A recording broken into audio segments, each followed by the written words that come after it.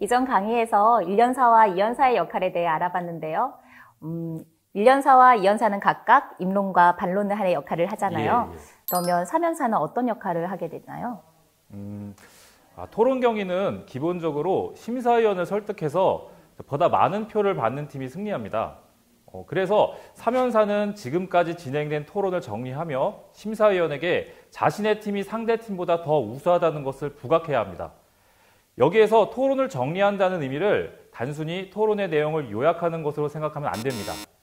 토론의 쟁점을 찾아 분석을 해야 합니다. 또한 해당 쟁점에서 상대 팀보다 우리 팀이 우세했다는 것을 정리하여서 심사위원을 설득해야 합니다. 그런데 쟁점 분석은 토론을 하기 전에 미리 준비할 수 있는 것이 아닙니다.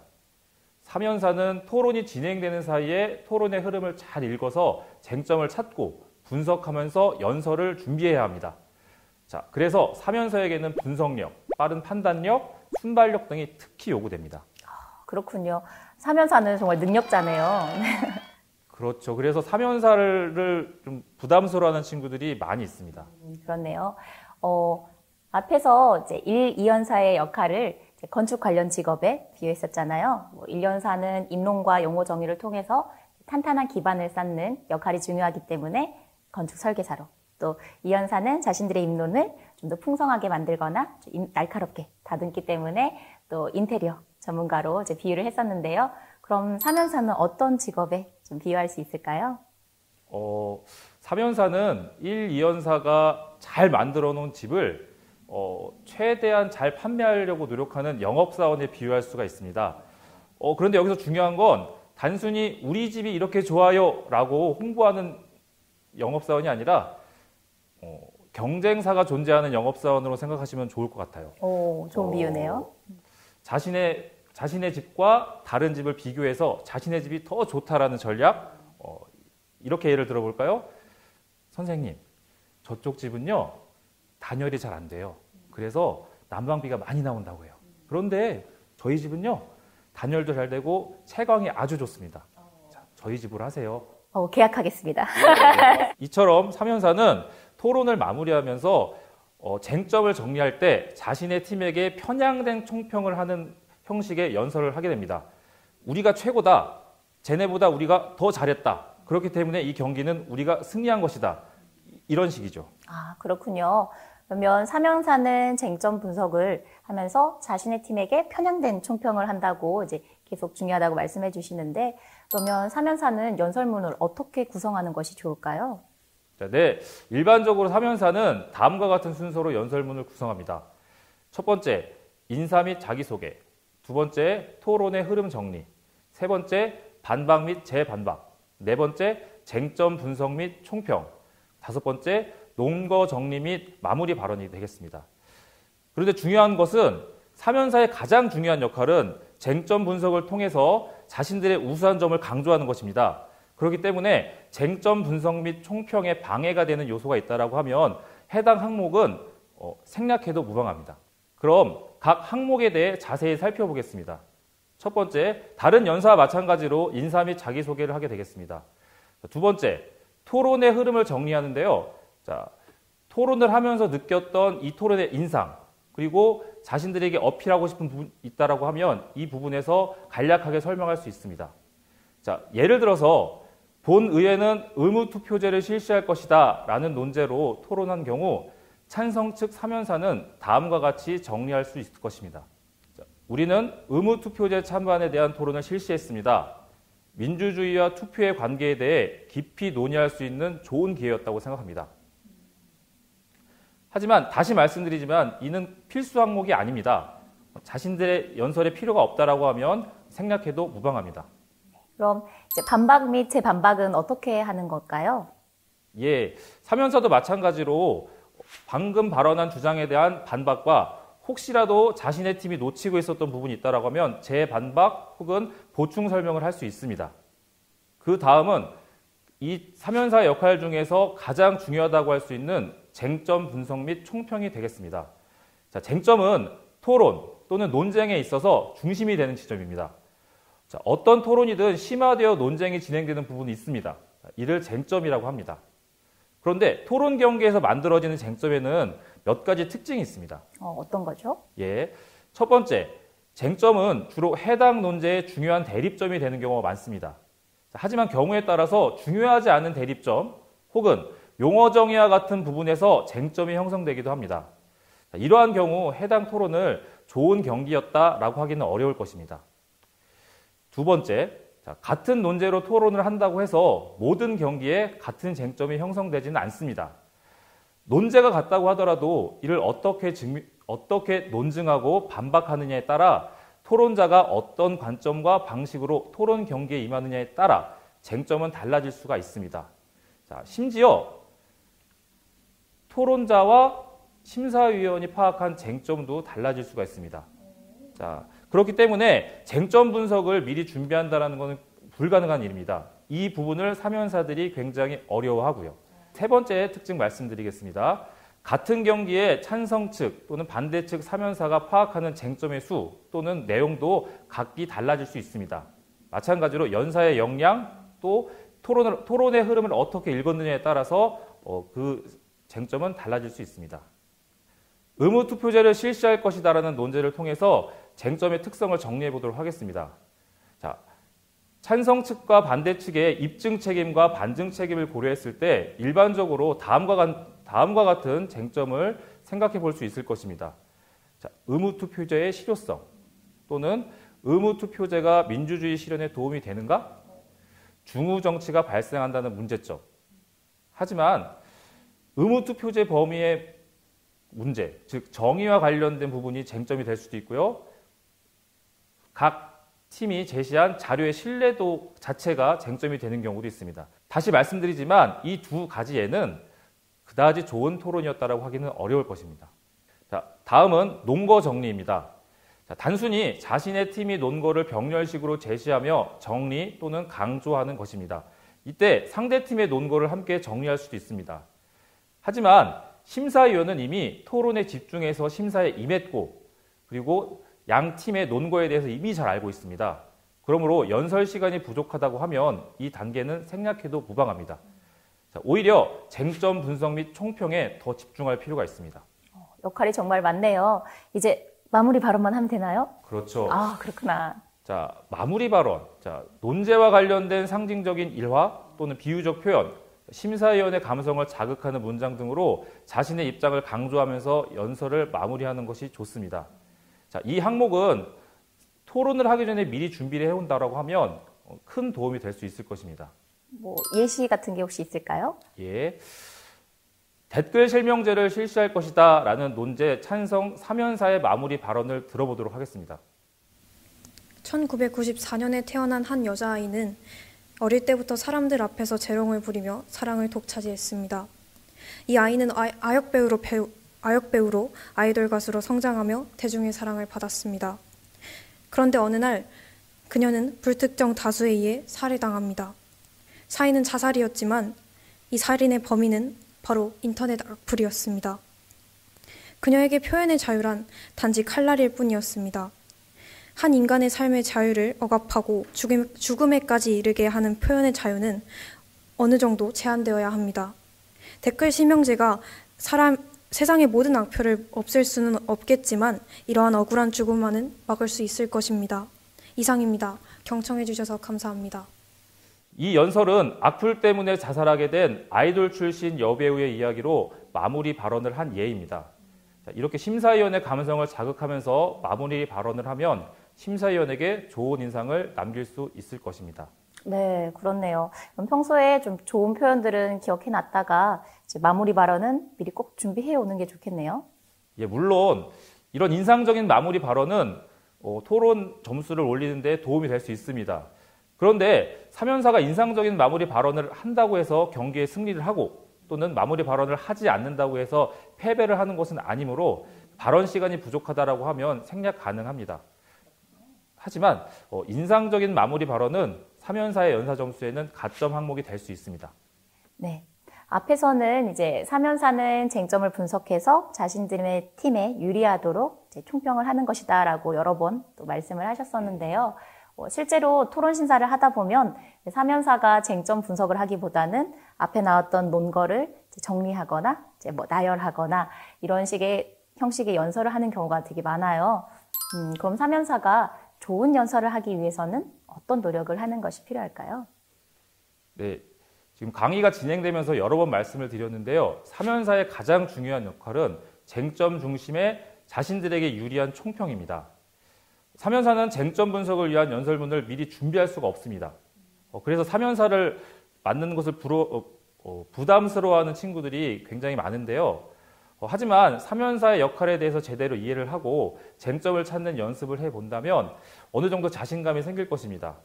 뭐 쟁점을 찾는다라는 게 굉장히 대단한 일 같지만 토론을 정리해보면 그 중에서 가장 많이 언급되고 가장 많은 논쟁이 있었던 부분들이 발생하게 됩니다. 그것이 쟁점이고 그 쟁점을 우리가 다른 팀에 비해서 얼마나 더 유리하게 이끌어 왔는지를 설명하면 그만입니다. 이를 위해서 인터넷 검색창에 오산시 전국 학생 토론대회라는 용어를 검색해 보시면 다양한 경기 영상을 보실 수 있을 것입니다. 자신이 해당 경기의 사면사라고 가정하고 영상을 보면서 쟁점 분석 중심의 사면사 연설을 준비해 보세요. 그리고 나서 자신이 준비한 연설과 해당 영상의 실제 사면사 연설을 비교해 보며 장단점을 파악해 보는 연습을 추천합니다. 한 두세 번 정도 이런 작업을 해보면 사면사는 이런 거구나 라고 감이 오실 거예요. 네. 이 굉장히 심사위원의 역할과 비슷해서 심사위원을 연습하시는 분들께도 꼭 추천을 드리도록 하겠습니다.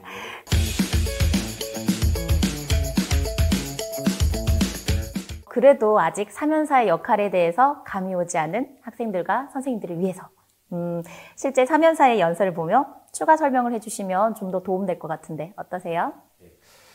그럼 좀 이해하기 편하도록 논거 정리형 연설과 쟁점 분석형 연설을 비교하여 실제 사면사가 연설하는 장면을 함께 보도록 하겠습니다. 논거 정리형 연설은 말 그대로 양측의 논거 및 반론 내용을 정리하여서 발표하는 형식입니다. 그러나 이러한 내용은 사면사가 연설을 하기 전에 심사위원이 이미 잘 파악하고 있기 때문에 효과적인 정리라고 하기 어렵습니다. 심사위원은 대부분 사면사의 연설을 통해서 토론의 흐름을 다시금 상기하고 어느 팀에 승을 줘야 할지 결정할 마음의 준비를 하고 있기 때문에 사면사는 이에 맞추어 연설을 해야 합니다. 그러므로 단순히 논거를 정리하는 이와 같은 형식은 지양하는 것이 좋습니다. 이런 이유로 사면사는 쟁점 분석형 연설을 해야 합니다. 찬성 측 사면사의 입장을 가정하여 표준적인 사면사 연설을 예시로 들어보도록 하겠습니다. 안녕하십니까. 반대측 사면사 김가영입니다. 저희는 의무투표제를 실시할 것이다 라는 논제에 대해 토론하였습니다. 대립점이 분명한 좋은 토론이었다고 생각합니다. 자기소개를 하고 토론에 대해 총평하였습니다. 총평은 특별한 내용이 없다면 생략해도 무방합니다. 이번과 같은 경우에는 생략하는 것이 더 좋을 것이라고 판단이 됩니다. 쟁점 분석에 앞서 상대팀에 대한 반박 및 재반박을 하도록 하겠습니다. 반대측 이원사님께서는 투표율을 올릴 수 있다는 다른 방법을 제시하였습니다. 그 방법에는 저희도 일부 동의하는 바입니다. 하지만 이 자리는 의무투표제와 캠페인 중 어느 방법이 투표율을 올리는 데 더 효율적인지를 논의하는 자리가 아닙니다. 저희의 주장은 캠페인으로 투표율이 올라가는 데에 한계가 있으므로 의무투표제를 실시하자는 것입니다. 그러나 여기서 더 중요한 점은 반대측 이원사님께서 투표율을 올릴 수 있다는 주장을 했다는 것은 반대측도 투표율을 올리는 것이 중요하다는 전제를 깔고 있다는 것입니다. 이것은 앞서 상대신문에서도 인정한 부분입니다. 더불어 저희 찬성 측의 의견과 상통하는 바이고요. 즉 우리의 주장을 이미 반대측은 받아들이고 있다는 것입니다. 이 부분에서는 쟁점을 정리하며 보다 자세하게 설명드리도록 하겠습니다. 반박 및 재반박을 하는 모습을 보셨습니다. 그런데 여기에서 특징점은 사면사의 경우 반박과 재반박의 내용이 쟁점을 정리하는 부분과 연결되는 경우가 굉장히 많습니다.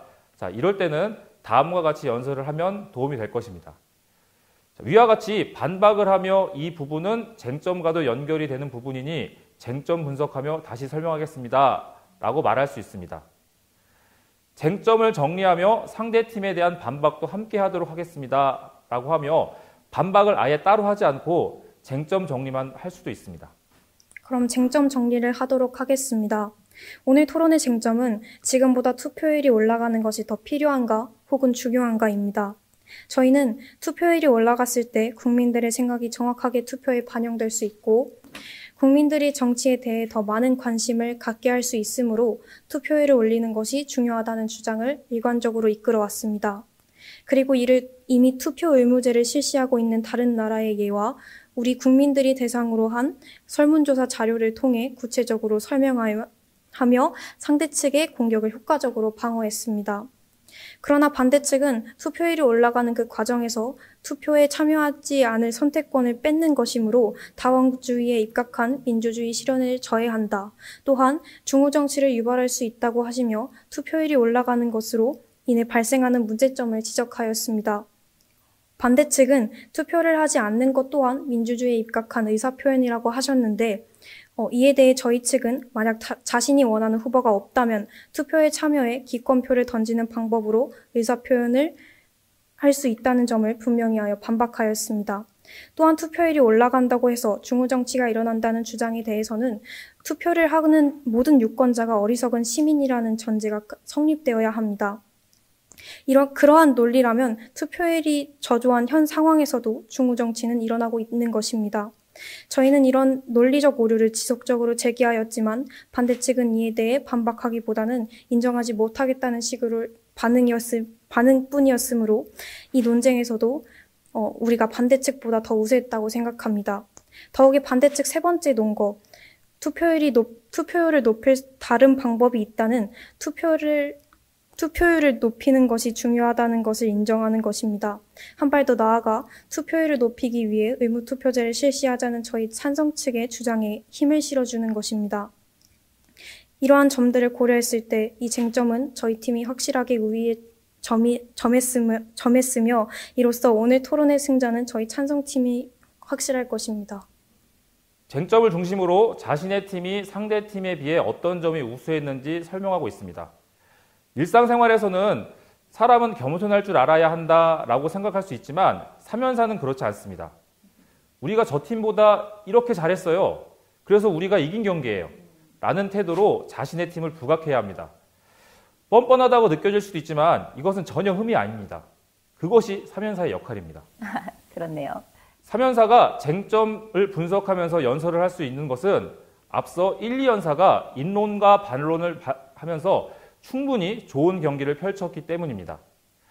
자신들이 잘하는 걸 더 잘했다고 하는 것이 사면사의 역할이지 자신들이 못한 것을 혹은 안 한 것을 잘했다고 우기는 것이 사면사의 역할이 아닙니다. 쟁점 분석 후 심사위원에게 좋은 인상을 남기는 최종 발언을 덧붙인다면 더 좋은 연설이 될 것입니다.